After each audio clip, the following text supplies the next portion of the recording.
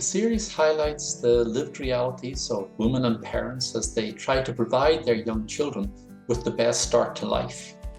Paper 1 reports how normal infant behaviours develop over the early months and how they influence feeding practices.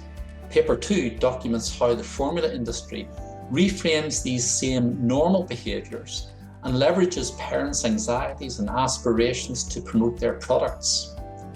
But marketing is much more extensive and sophisticated and powerful than just adverts or the messages on formula packaging.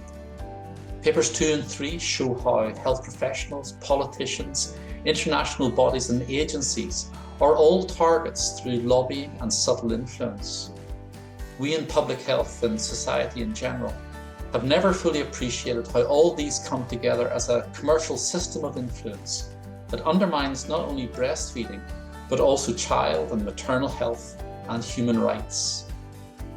It's important that families have truthful and impartial information to help inform the feeding choices that they make for their children's well-being. This series sheds light on how this is not always the case and makes useful recommendations on how we can begin to change this. As a mother and as a public health professional, it's exciting to see this kind of empowering information enter the public domain. The Lancet 2023 Breastfeeding series highlights the latest science on the dynamic and interactive nature of breastfeeding. Breastfeeding is so much more than just providing nutrition for babies.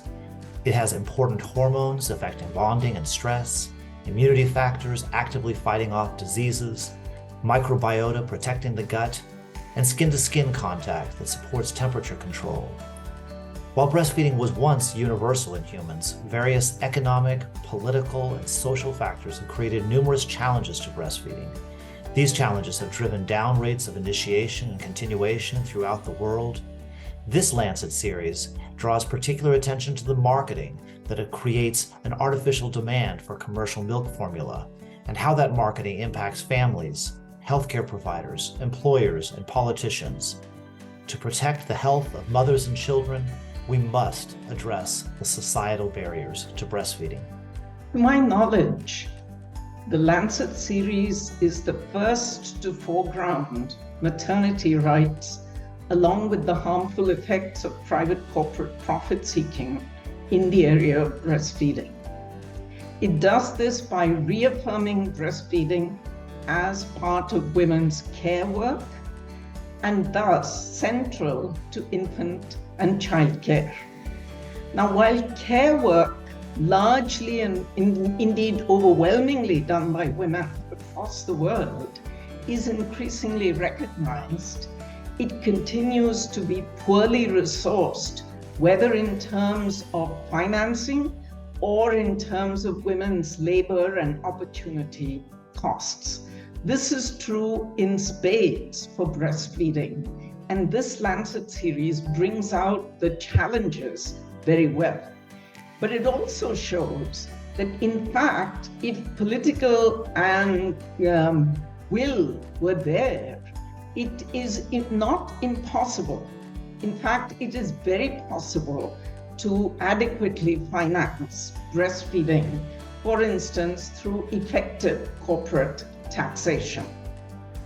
This resourcing problem faced by women who breastfeed is particularly true in low and middle income countries, but it's far from sufficient. The resources are far from sufficient in high income countries either. Breastfeeding has to be recognized as a public good, and this series by the Lancet goes a good way towards making that possible.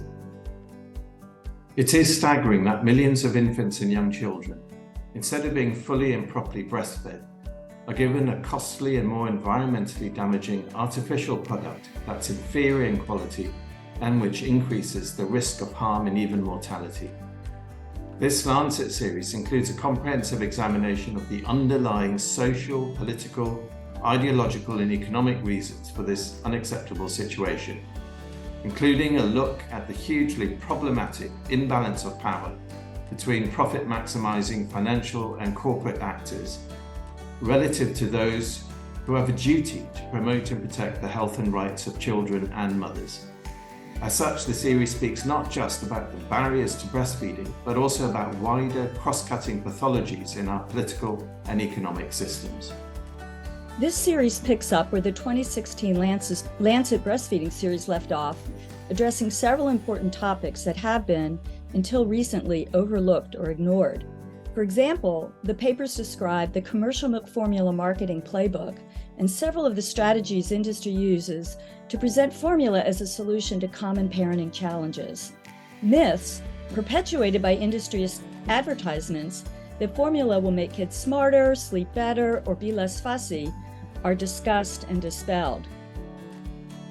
I joined this effort because I believe it is important for the public and policymakers alike to understand the commercial determinants of infant and young child feeding, the systemic barriers to breastfeeding, and how society as a whole can support women and families in a way that is free from commercial influence. This series calls for the prevention of the unnecessary introduction of infant formula soon after birth, which oftentimes happens in response to the misinterpretation of normal baby behavior, such as crying, as signaling insufficient milk production. The early introduction of formula is a major risk factor for stopping breastfeeding prematurely. For this reason, the series also calls for strengthening the training of healthcare providers on understanding and managing baby behaviors without undermining breastfeeding. Another key contribution from the series is that it provides the evidence behind the call for well-coordinated, multi-sectoral breastfeeding programs that protect the immense public health value of breastfeeding while respecting the right that women have to breastfeed for as long as they and their babies desire, with support from the whole of society. Speaking as a feminist economist, the power of this series is in linking biology, marketing, and political economy to show the big picture about what makes breastfeeding difficult for women. Women are central to the nutrition, health, and survival of infants and young children. Breastfeeding is a core human rights issue and important for women's reproductive health. Yet, our political, economic, and health systems ignore, devalue, overburden, and mistreat mothers, turning breastfeeding into a heroic sacrificial act. Dependence on commercial milk formula has large costs to the planet and to people. We call for governments to do better. This includes counting women's unpaid work, budgeting for breastfeeding, and prioritising respectful maternity care. I had the honor of being one of the leaders of the Lancet first breastfeeding series in 2016 and to witness its huge impact. The current series expands upon that earlier work by documenting how the harmful promotion of infant formula is affecting breastfeeding practices in low and middle income countries. We hope that our findings will motivate international agencies, national governments, and civil society to strengthen regulations on marketing practices that threaten the good health and nutrition of children worldwide. I became involved in this series because of my work on the importance of breastfeeding in human evolution and culture, and because of my appreciation for the tremendous impact of breastfeeding on health across the life course for entire families and communities. Few people are aware how much formula companies interfere with and undermine breastfeeding. For me, the key message of this series is that we have a social obligation to enact policies that stop this interfering and that protect, promote, and support breastfeeding so that all families and all communities can realize these tremendous benefits. This is a key way that we can improve and alleviate health inequities throughout the globe. One of the key messages of the series that resonates with me is that the marketing of commercial milk formula is a system that is more complex and more powerful than we ever imagined.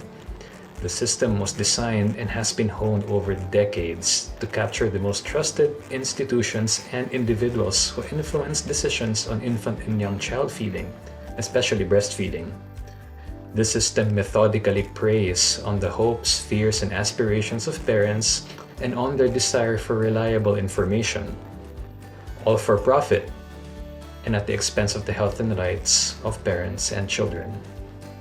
I joined the series because I conducted the multi-country study looking at the influence of marketing across countries and realized the size, scale, and sophistication of this marketing machine. I heard women discuss how they'd been told that formula would make their child taller, more intelligent, or would sleep better.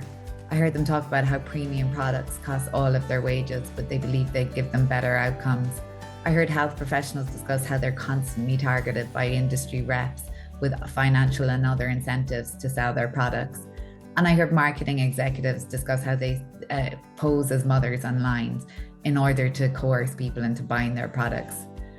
This marketing machine puts profits over people, and as ultimately all of this is at the expense of the child. And I believe that this marketing really needs to be curtailed, if not stopped. I would like to highlight two key messages of the 2023 Lancet series on breastfeeding. The first one is how mothers and baby attributes interact with key structural breastfeeding barriers and how these interactions drive infant feeding decisions and practices.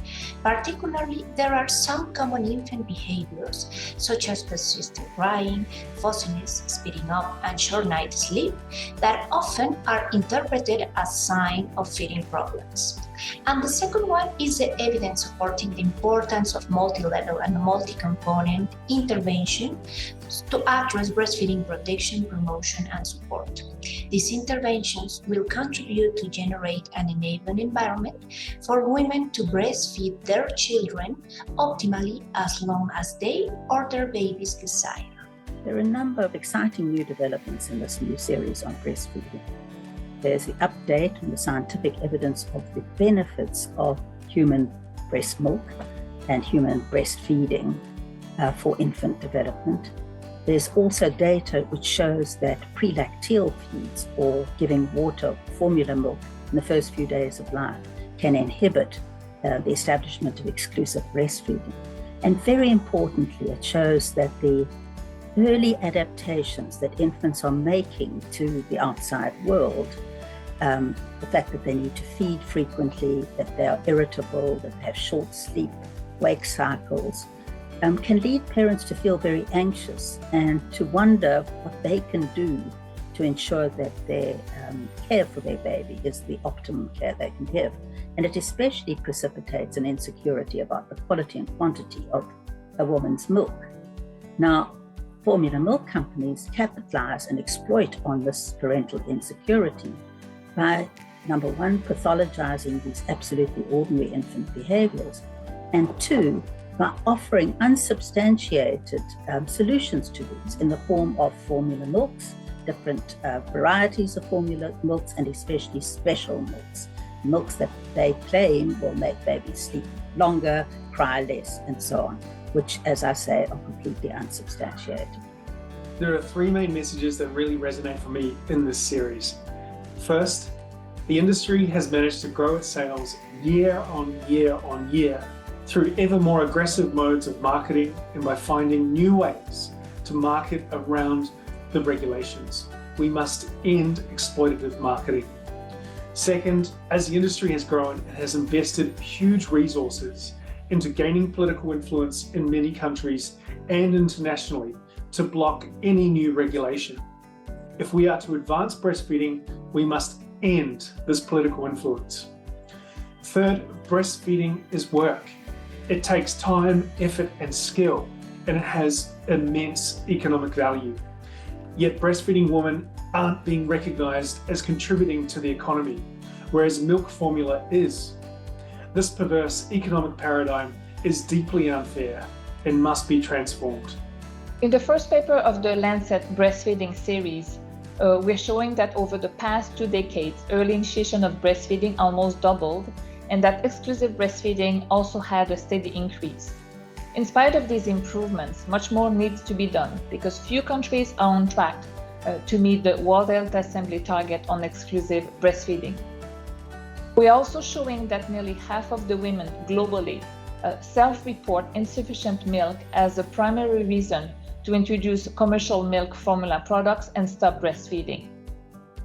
We know that one of the reasons is that parents often misinterpret unsettled baby behaviors as a sign of milk insufficiency and they want to introduce something else. This misconception is often reinforced by the marketing of infant formula.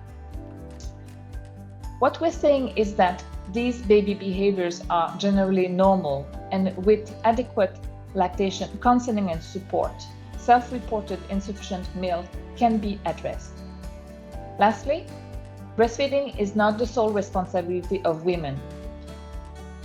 Really, a collective societal approach is required to support women to breastfeed as long as they want to.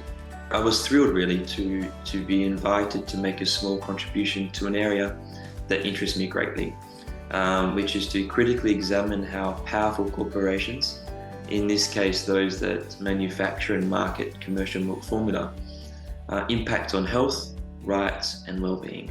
I'm happy to be part of the Lancet 2023 breastfeeding series because there is an impressive and growing body of scientific evidence showing that breastfeeding is far superior to formula feeding. Our understanding of the complex biological system shared by the breastfeeding mother and her infant is rapidly growing. New components of breast milk are still being identified, and these components interact in ways we are just beginning to understand. These new developments clearly demonstrate that, try as they might, formula companies cannot replicate the dynamic, live, and personalized nutrition, immunity, and health benefits provided by breastfeeding. The infant formula business is a classic case of market failure. Every parent wants the best for their child, but each year, over 1.5 million mothers and fathers are tricked by industry marketing into making catastrophically bad consumption decisions on the part of their babies.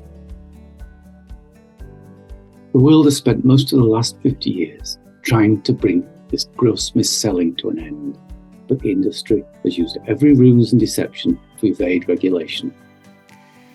Babies, parents and future generations are paying a terrible price for their greed and dishonesty. A framework convention is the best way to rectify this calamitous state of affairs. As an economist, I was very happy to participate in the Lancet series on breastfeeding to help draw those connections, to help people see the connections between our economic policies and the environment, the challenges that parents face when they're trying to make decisions about infant and young child nutrition. Over the years, the baby food industry has grown significantly through rapid market expansion and product diversification. Such economic power, facilitated by the deployment of aggressive marketing strategies, has translated into increased political power, which the industry has used to oppose legitimate regulation to the detriment of public health, sustainable development, and human rights. In this series, we expose these strategies and argue that states must effectively regulate them to comply with their legally binding obligations to respect, protect, and fulfill human rights, and particularly the right to health and the right to food. It is only then that women will be in a position to genuinely choose how they feed their young children. I think the main reason to join this outstanding team of experts in producing such compelling evidence about breastfeeding is that I truly believe that breastfeeding goes beyond than only nursing the infant. It also expresses the love between mother and child, which also can be expanded to the whole family. It's time for the whole society to be more proactive in protecting, promoting, and supporting breastfeeding through empirical evidence of the main drivers that influence breastfeeding across the globe.